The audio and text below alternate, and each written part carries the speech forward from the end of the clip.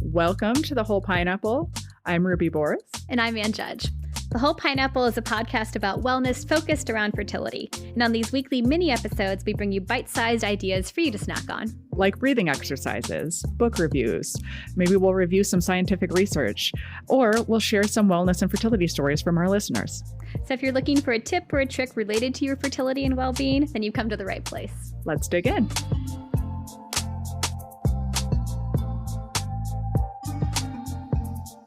Ruby and Ann are back. All right. Oh no, I wasn't prepared to sing today. You had to give me more warning for that. I have a scratchy throat and getting over something. That's why I'm not going to sound at my best. That was my very best Backstreet Boys. That's as good as it gets for me. I am Ruby. And Ann. If you couldn't tell from that. But that actually goes into the very first thing that I wanted to jump in with this episode. We're talking about music today. And music is something that it's called the universal language for a reason, because it is across all cultures, whether it's with lyrics or not with lyrics. I feel like it's something that the beauty of music is that no matter the genre or the song or the artist, it like connects the human experience. And because we all have different life experiences and coping mechanisms and things that have happened to us, most of us are trying to experience this life the best way we can. And we often use music as kind of like our own personal soundtrack.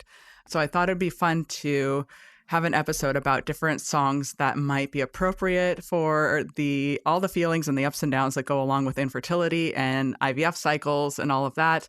That being said, it'll be interesting to see what Ann and I pulled out because I think we have very different musical tastes. So yeah, yes. I'm interested to hear. But that's fun. Again, I keep talking about being old, but it's true. Like I'm of the age where you actually made your friends like mixtapes. Like you would record on the radio when it was played. Oh my God, it was so hard. You could like time it just right. And so there's something very intimate and caring about like kind of putting together a curated playlist for someone. And so that's kind of what we're trying to do here today. Yeah. We're trying to give people your own, probably one you might not pick for yourself, but who knows, infertility playlist. And maybe you'll find some things on here that speak to you. And if not, you can skip right along. That's the beauty of not having the old analog tapes. It's very easy to skip. Yes. And that's the thing too, is like, if I were to put this playlist together 6 months from now, I might pick totally different songs. It really depends on you and your mood. And, Ann, you're coming from actually going through infertility, whereas I'm taking my experience is taking care of people going through infertility. So I might have a slightly different way that I choose these songs.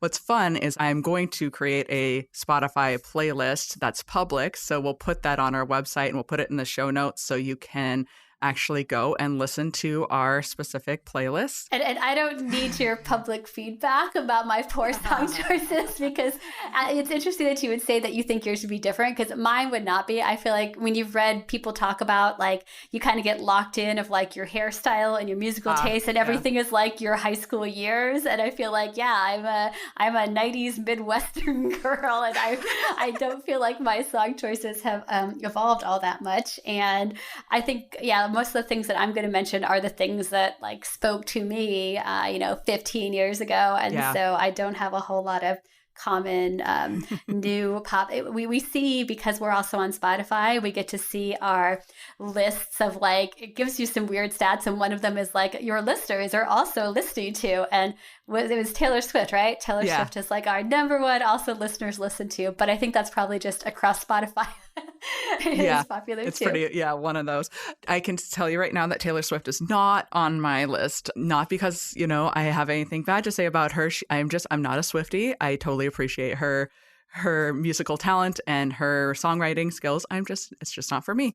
I loved her, but I don't have one of her songs either. So we are different musical tastes. Yes. And there's some science for the research too. I wanted to just share this. If you search, this is something that researchers have been looking at for a while, like, why is music so universal and how does it work with stress? And they have done cool research, like we can post a link to it. I found this study that was done on in a NICU. So they were looking at babies that have been born prematurely, and they were playing them different types of music and being able to measure from all their machines kind of how it impacted their stress levels and how it was impacting their breathing and their heart rhythms. And they did find this effect with music, and it was strongest with singing. And they also have done a lot of studies where you don't even think about that lyrical part, but you look at more the vibrations and the sounds and how that can stimulate different parts of the brain. And they see that there are changes in your immune system. When you listen to or play music, it increases your body's production of antibody globulin A and natural killer cells and things that can, impact your body's stress response. So this isn't just like a fun thing. Like, the music that you find that can lower your own stress and mood can have these actual chemical, physical benefits as well. They've studied even people with like hearing impairment. So it's just like even the vibrations have the same kind of effect when they do the brain scans. Very interesting. They had an NPR story on the drive home just a few weeks ago where they were researching this, and they just recruited people off the street, and they had them come to one of those silent dance parties. So they all had headphones on, so they couldn't hear what anyone else was hearing, but they're still like dancing, and they were just playing different vibrations and speaker sets, and they were measuring how the people moved from their trackers that they were wearing. And they kind of found like this is like that deep bass beat was like the optimal frequency that it's kind of cool, the level at which they're studying things. And it's on my little bucket list at some point. I like that whole silent dance party trend. I think that somehow would make it a little easier to just let loose and move around if you feel like no one's judging what you're listening to. So I think SRM really needs to invest in a rage room and a silent dance party room. Yeah, no, that makes a lot of sense. We will put that into the budget proposals. And in fact, one of my song themes was rage room. So. All right. But let's start with just some quick rapid fire just to get to know your taste. It's just kind of funny. Okay. So where should I start with you? What was your first cassette tape or CD? Because yes, we had cassette tapes, people. We did. And I think mine would actually be the same for both. And again, if you listen to our movie themed episode, you know that I'm a little into musicals and theater. So my first was the soundtrack for Les Miserables. Oh, that's a good one. And it has to be the New York. I'm not as into the original London cast. So whichever one you listen to first, then when you hear the other, they're not pronouncing that quite right. So I listened to both of those with my Sony Walkman that you have to have straight, you can't move it around or bump it, but it was still portable, which was very exciting. Yeah, you could not run with those. You could not run with those. Yes. Okay, first concert. I am not a concert person. People know this. I find concerts frustrating because it doesn't sound the same. It's like they're not playing it exactly the way I'm used to listening to it.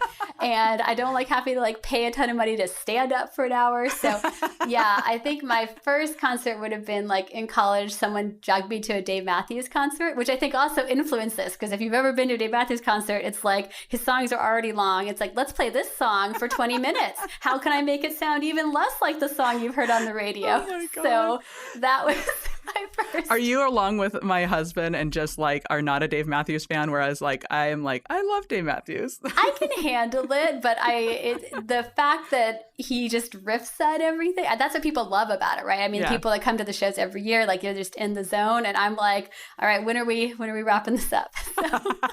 That's so funny because Dion and I, that's our back when we actually could leave the house sometimes.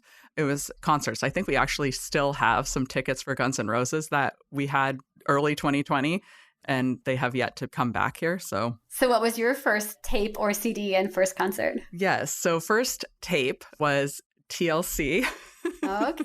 Yes. So the Waterfalls or Crazy Sexy Cool was the album. So I had the cassette tape for that. I can't remember which CD came first, but I remember vividly both of them. It was either the Wallflowers, Bringing Down the Horse, or Hootie and the Blowfish, Cracked Rear View. So. I'm pretty sure my first pop CD that I bought would have been Ace of Base. So I had Ace of Base too. That would also be, and there are a lot of other songs on that that you don't know. So it's really You're funny because of like what you've heard from me throughout the podcast. You would really think that I was this very intense elementary school kid, like wearing flannel and like Yeah. eyeliner, but like it, I feel like I came into the grunge phase later. And I think that might be a Montana thing because we're always like 5 years behind, or at least we were. When I grew up, we only had country stations and oldies. So, I will mention that like I never really liked country growing up. And then I got into country when I was going through infertility because something I liked the sort of storytelling aspect and sometimes sadder, but you're just in a mood to kind of feel the feels a little bit more sometimes. Yeah. And like that was when I started listening to country. So it did broaden my horizons a little bit. Speaking of country, because it's an answer to one of these questions for me. Do you have a song that brings tears to your eyes like every time? Oh, sure. I'm sure I do. Gosh, some of them are probably going to be on this list, actually. So let's wait. Okay, we'll wait for you. Yes. Well, mine is Tim McGraw's Don't Take the Girl. Every time. Just every time. Can't help it. All right. I think maybe one more. Okay. What do you listen to when you work out? Pop.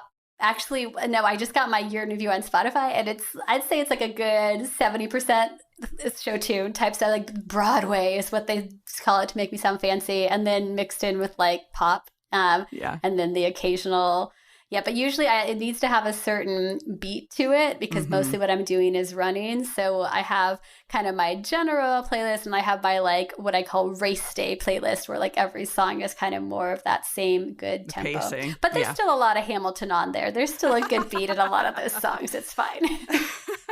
Well, you'll be very, very shocked for mine. But I would say that mine, like, same, I had that Spotify playlist wrap up came, and mine was called The Jukeboxer. And it's basically like you listen to a lot of things, but you have your favorites kind of thing. So for working out, like cardio, I really like classic rock and I like 80s and, of course, 90s rock. But for lifting, I definitely do like grunge and like Rage Against the Machine kind of stuff. So...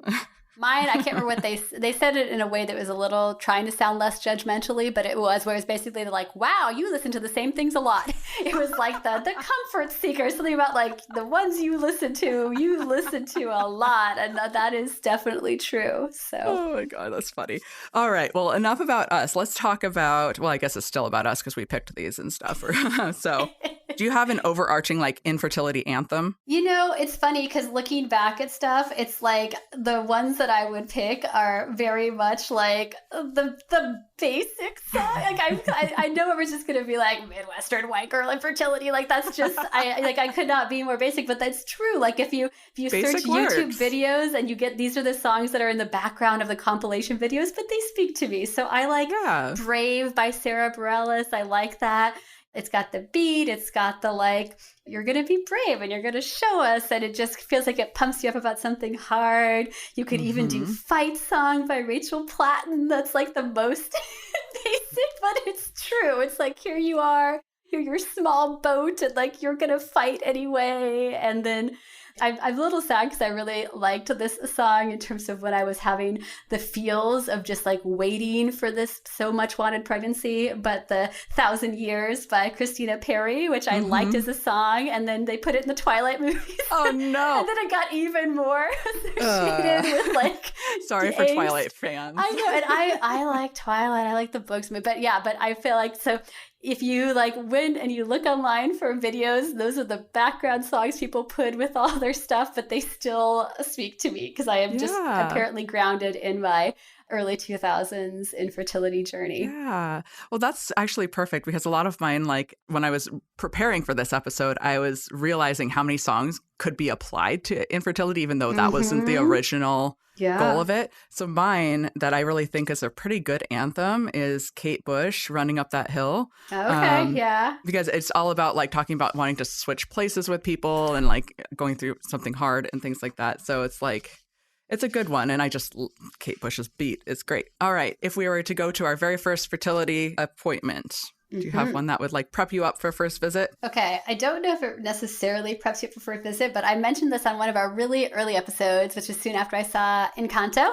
Because again, you got amazing lyrics with Lin-Manuel Miranda and like the song. So again, people may not be watching a kid's movie. They may not think about it, but Waiting on a Miracle is so good. It's Stephanie Beatriz, and she's singing in the musical about the fact that she comes from this, very gifted family, but she doesn't have the magical gift, but she's waiting for it. And I feel like that's what people often feel like when they're starting this process is it's like, I'm waiting, like, and even the beginning, don't be upset or mad at all. Don't feel regret or sad at all. Like, I'm still part of the family. Like, you're trying to be like, it's okay. I'm still there. But it's that sense of like, what are some of the, like, I can't heal what's broken. I can't control the rain or the hurricane. I can't keep down this unspoken, invisible pain, always waiting on a miracle. Wow, that's perfect, actually. Yeah, you're just waiting. And in the beginning, she's just kind of pushing down those feelings that she's saying, it's fine. I can't do these things, but it's fine. I'm still part of everything. And then by the end, she's getting kind of mad. She's like, I'm sick of waiting on a miracle. I'm ready. I've been patient and steadfast and steady. And that's kind of what people feel like too. Like, how much more do I have to keep doing this? Because you do feel like you're just waiting. So, yeah. And that's where, at least when you're going in, there's that sense of excitement usually too. Like, even if there's dread about what you might find, you're not just waiting anymore. You're like taking some actions to figure out what's going on and what you could do next. Yeah, that's perfect. Surprisingly, like, fits very perfectly. So what I had, for the first visit, I chose the Black Crowes remedy. Look, very spot on for medicine. But also Fleetwood Mac's Don't Stop for like the next steps when you have your plan, like you feel like you have an actionable direction. Mm-hmm. How about like when you are in your IVF prep, did you have anything that you listened to? That's all my basic songs. Yeah. That's what I mean. Brave and puff you up and this and that. And like, actually the one that I listen to a lot, it's going to be a little obscure. So did you watch Scrubs, the TV show? Oh, yeah. Great soundtrack to the Scrubs. Yeah, and they're so good about picking all the music. And so one of their early-ish one of the season episodes was they had a patient who was actually having, I think it was a brain tumor. And so suddenly everyone's singing. So it was their first musical episode. And the woman sings this song, and then you can listen to it online from the original artist, which is Colin Hay, but it's called Waiting on My Real Life to Begin. And it's like, I feel like that was definitely what I felt like in the midst of infertility. So it's talking about any minute now, my ship's coming in. I keep checking the horizon. I stand on the bow. I feel the waves come crashing down on me. And that's what it feels like. All this stuff is happening. And they say, be still, but don't you understand? I already have a plan. I'm waiting on my real life to begin. And so it's kind of singing about this sense that like, it's hard to be here in the moment when you're not where you think you need to be and you just want to get there already. And I feel like it's still kind of like a hopeful song too. It's talking about on a clear day, I can see a really long way. Like you do see what's coming up, but it's still that sense of waiting and being stuck and not knowing how to move forward. So I listened to that a lot in the midst of stuff because I felt like this is it. I'm ready. Yeah. When's that life I thought I'm going to be having by now already going to get here? Yeah. Well, I was thinking about the process and like what a lot of our patients go through and stuff. And I have a very self-deprecating kind of humor. And I just know myself and how I would react when I'm like impatient and like waiting for things to happen and very stressed about things. And I tell patients all the time that the lead up to your actual stimulation is probably more stressful than the actual stimulation phase. I think so. When you're in it, it goes so fast. Yeah. So. Yeah. And it's just like the checklist and making sure you have everything on board and not like that fear of the unknown and like all of that stuff. I think it's more stressful those couple months beforehand. So the first one I picked was when you're waiting for your nurse to call you is Prince, How Come You Don't Call Me Anymore? And then I have the nurse's response songs, which would be Sonny and Cher's I've Got You, Babe. And that's nice. Yeah, and then Club Nouveau's Lean on Me. So I wanted to take it in a slightly different direction, but for some reason that just like really makes me laugh. So, and I feel like in that phase, you kind of need to take a step back and like bring some humor to it because that's the only way I'll get through. Okay, if you want one in that little moment, one of my other ones that's on my running playlist song is Imagine Dragons did a mashup song of Taylor Swift's Blank Space with Stand By Me, and it's mixed together. Yeah. It's really good, actually. But I feel like that energy from Blank Space is a little bit what you feel like in that moment, too, where you're like, got a long list of people that are telling you I'm crazy, but I've got room for one more. And that like you're calling about these things that I think about it now, too. Like when you look back as a logical person, you're like, I knew the answer to that. that. Or Totally. I knew that I did not need to go down that internet spiral, and now I'm worried that that piece of pepperoni that I ate has poisoned my cycle, because doesn't it, they say you can't eat that when you're pregnant, and how do I know if the pepperoni's preservative?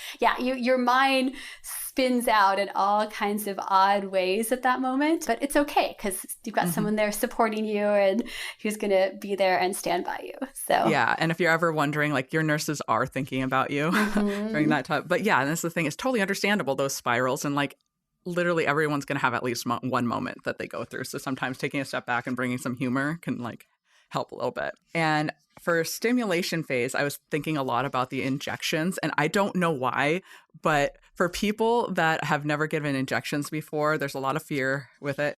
I could not get like a spaghetti Western out of my head. Okay. So like I was like, well, which one would work well for it? So I just chose Johnny Cash's Ghost Riders in the Sky because it's like kind of like is cowboyish, and I don't know why. You don't want hurt for like, I hurt myself today to see if I could feel. That's probably a little too sad for the moment. Yes, I do love that song, but yes.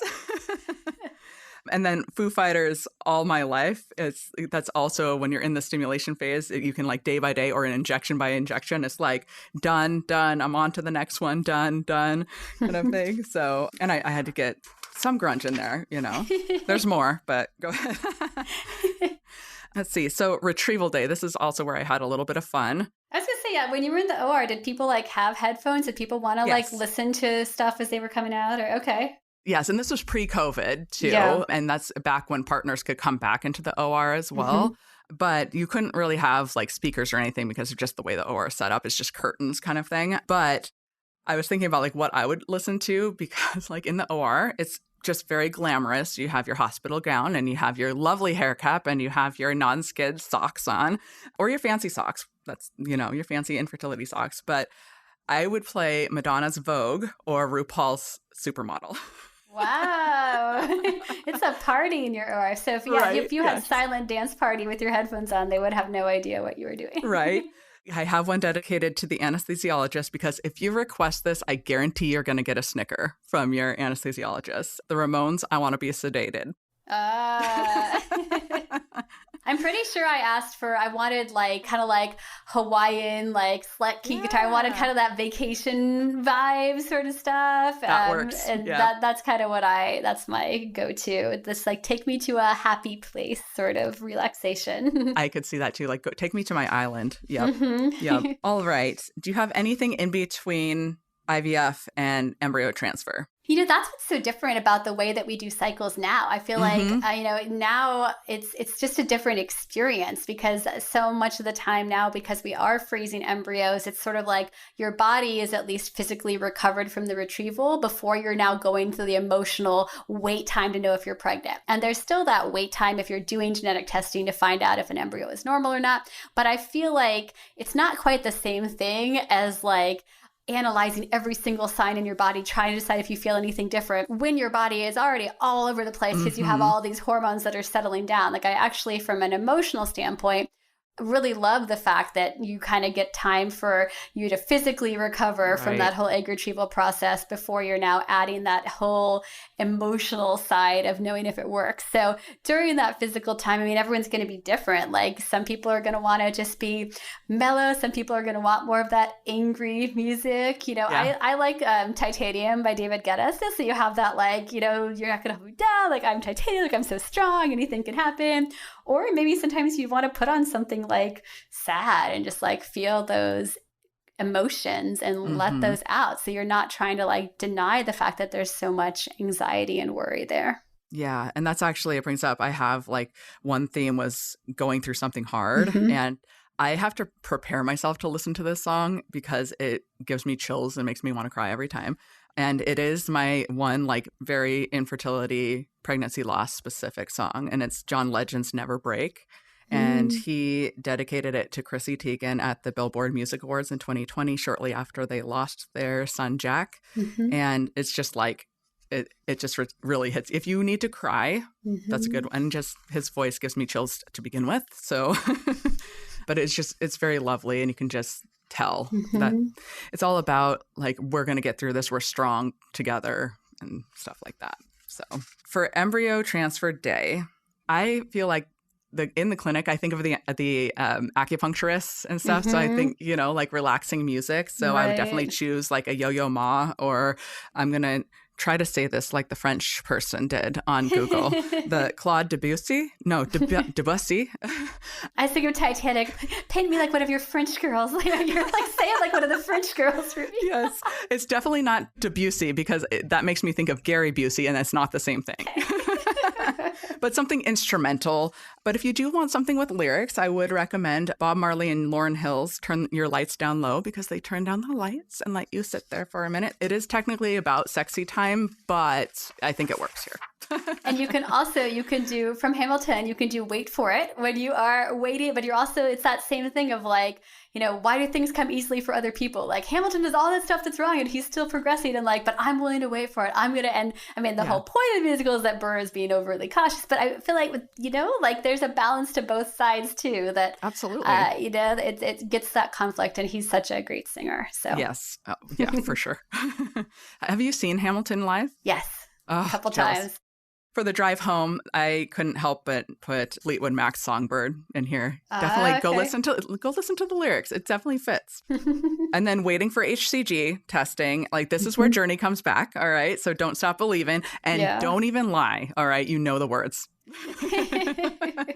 And it just sounds so hopeful. Like, I'm not going to stop believing, Yeah. And if you need a distraction waiting for that HCG, I highly suggest you go on YouTube and find the old video of the live concert of Journey performing the song, because you will not regret it. Steve Perry's yellow leopard tank top is amazing. It's everything. And then, yes, those jeans, like, you will understand why he can hit those high notes. I just love it. Oh, yes. Okay. And then you mentioned like somebody that you saw live, and that brings up one of my favorite artists, which is Chris Cornell, R.I.P. And I saw him at Bareilles Hall, which, if you're not familiar with Seattle, is our symphony. Like, acoustics are fantastic. That man did not need a microphone. It was incredible. But this song actually did not get released until after I went through my really hard thing, but I really wish that it would have been. Although it is a cover, so the original song was there, and I did listen to it at the time. But it's Chris Cornell's Patience, which is a cover of the Guns N' Roses song. And I listened to that song when we lost our twin. And it hits all the right feels and stuff. And we also listened to Guns N' Roses is kind of like my husband and I's like thing. And we listened to that while we're going through all of our struggles with with all of his sensory stuff and trying to figure out like autism versus like other things. And it was one of the hardest things I did. So that song is like my theme for that, and I still love it. I listened to Sweet Child of Mine a lot during my wait time, because for some reason I was like, okay, that's what I'm going to think about. And I walked down the aisle to that song. Oh, really? Yeah. That's It was awesome. Instrumental. Yeah. But because this is in the era of the video game Rock Band. And so we were playing Rock Band to like distract ourselves. And I was like, okay, this is a good one. I know. I miss it too. Yeah. But like, this is a good tune to be appropriate in that moment. So yes. Yeah. And so walk down the aisle to Guns N' Roses, Sweet Child of Mine. And then oh my gosh, you're so much cooler than me. I have Pocket Mouse canon. The theme of mine can be basic at every level, but I don't care. I like it. Basic's good. And then our first dance was actually a Chris Cornell song. So yeah. All right. Well, we talked a little bit about this, and I'm not going to go through all of my 40 songs that I have written down here. It's a short stack, Ruby. Yeah, I know. It's like, Anne's like, let's go.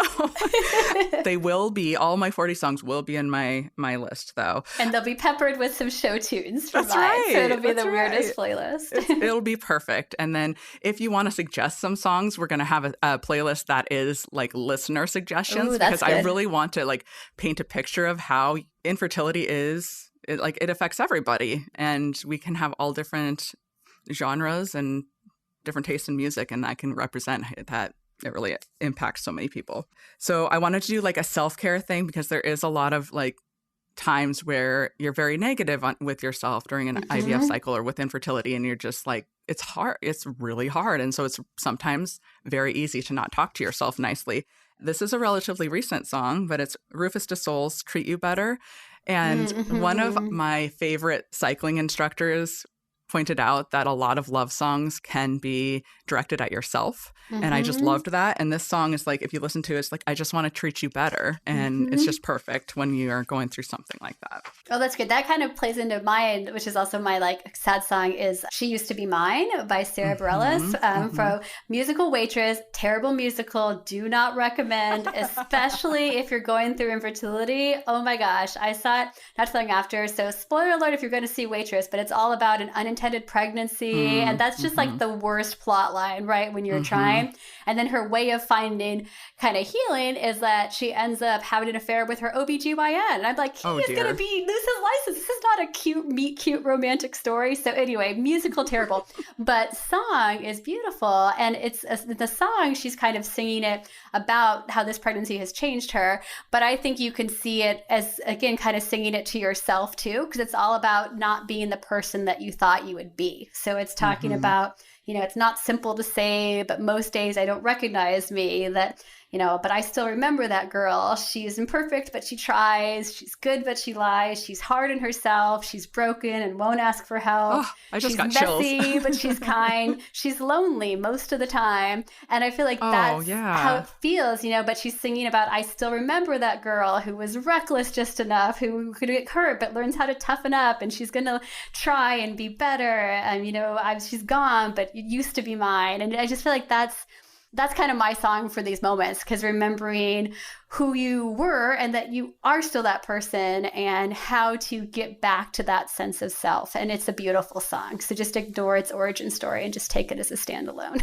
Yeah. Just you talking about it, I'm like, oh, that's perfect. Have you heard it? Oh, it's so pretty. I haven't. Yeah, so a lot of these, I'm going to go listen to Anne's, and then like Anne, you'll have to listen to mine. So let's just do a couple more. Let's do When You Need to Feel Like, as we said in our wrap-up episode, a bad bee energy, or the opposite, when you just need to like smile and grin and bear it through the pain. Okay. All right. So mine, if you need to feel that energy, is if we go from The Greatest Showman, I like that This Is Me, because again, you just got that like anthem about how the world is there and you're just going to like be who you are, or whatever else is there. Love it. Mine is, for that bad bee energy, is Blackway and Black Caviar's What's Up Danger. And so some lyrics, it's actually, I'm not going to say the lyrics because I can't rap. So scratch that. I'm not going to do that. That's our scratch, right? That's what you meant, right? I am not. You don't want me to do that. I won't subject you to that. It's basically, you can face hard things. You can get knocked down. You can get back up. You say, what's up, danger? And you keep going, basically. Nice. Yeah. And then something I thought of for just those times where you're like, yeah, I'm smiling, but I'm not okay kind of thing. There's two different ones that I like. One's like when you really just need to feel that, is Leon Bridges' Bad Bad News, which I just love all of his stuff. And the other one, I just recently heard the song and it's hilarious and it makes me smile. It's AJR Humpty Dumpty. Okay. And I think I do have some lyrics for this one. Humpty Dumpty went down. He said, screw it. I'm going to smile right through it and I'll scream when no one's around. Yeah. I'm like, who doesn't feel like Humpty Dumpty sometimes? Yeah. Okay. So do you have any Rage Room songs? You know, I don't think so. That's definitely not my style. Yeah. I find the angry music like it makes me feel like I go the other way. I'm like, right. I can't Then you're now in that space. Yeah. Yeah, I can totally see that. And I love them. So Soundgarden, you know, this is mostly because I had to put Soundgarden on here. Okay. All right. So Soundgarden, My Wave, is, some lyrics are, break if you like the sound, if it gets you up, if it brings you down, share if it makes you sleep, if it sets you free, cry if you want to cry, if it helps you see, if it clears your eyes. And then Brick and Mortar's Voodoo Child, which is a cover of Jimi Hendrix's song. It's like stand up next to a mountain, basically. So those are mine. And let's just do one more. I'm done, Ruby. I'm done with my list. So. All right. Well, I have one more. Okay. Actually, I probably have like 15 more, but I skipped a lot. So When You Need Hope, I really like Fire and Rain, which was made famous by John Denver, but there's an artist called Birdie, and it's just a very lovely female vocalist version of it. It's really great. And then Al Green, his song, That's the Way It Is. It's also very great. He had some lyrics that say, don't give up on your faith. Love comes to who believe it, kind of thing. And It fits. I like it. Nice. Yeah. Oh, I'm so excited to hear your songs. Yeah. And I really wanted to poll some of my friends and our coworkers and stuff to get their opinions. I just didn't have time to do all of that. So I'm really curious to see what you guys are listening to. There's the Montana, you guys. What you all are listening to. Yeah. So send them to thewholepineapple@gmail.com, and I will start putting that on our listener playlist. Yeah, and that way when we get our year in review wrapped song list from 2023, we might have some new stuff on there. That's right. And before we head out, one last question, Anne. Okay. Since we started with Backstreet Boys, are you Backstreet Boys or NSYNC? Oh, yeah. No, that's definitely a good question. I would probably say NSYNC, although I did see the Backstreet Boys when they came through at the Tacoma Dome, when they kind of had their first reunion type tour. And my cousin and I went together because he was younger, and I think he was going like ironically, and I was like, no, I want to go see the Backstreet Boys. That'll be fun. But in terms of the full catalog and breadth of talent in the group, I'm NSYNC. So yes. So when they were in their heyday, neither for me, but now listening back to things, and I have to admit, even though it was neither, I probably do know all of the dance moves. But I would say Backstreet Boys. And if we need a boy band song, I have to put out my favorite is actually, it was a parody group called Together, and they did their song, The Hardest Part of Breaking Up, and then parentheses is Getting Back Your Stuff. And they totally nailed the boy band energy, and I love that song, and I had never heard anybody else who loved it. And then Cody Rigsby had it on one of his rides, and I was like, oh, Cody also likes this song. Okay. So we can include that if we want to have a boy band energy type song. Always. All right. Well, thank you so much for joining us. This is fun. Send us your music, send us your questions, send us your stories. And we're going to be back with our anniversary episode next week. And, I should have come up with a song that hints at it. Is there a song called Let's Get Hysterical? I don't know. Probably. It probably involves a lot of screaming. Well, there you go. Join us next week and find out what we're talking about. Thanks for joining us for this week's episode of the Whole Pineapple Podcast. We hope it was helpful. If you know someone who could benefit from hearing the podcast, we hope you'll share it with them. And don't forget to subscribe, rate, and review the Whole Pineapple on your favorite podcast app. Every rating and review makes us easier to find. This podcast is sponsored by Seattle Reproductive Medicine and is produced by Audiotocracy Podcast Production. We'll see you next time. Have a delicious week.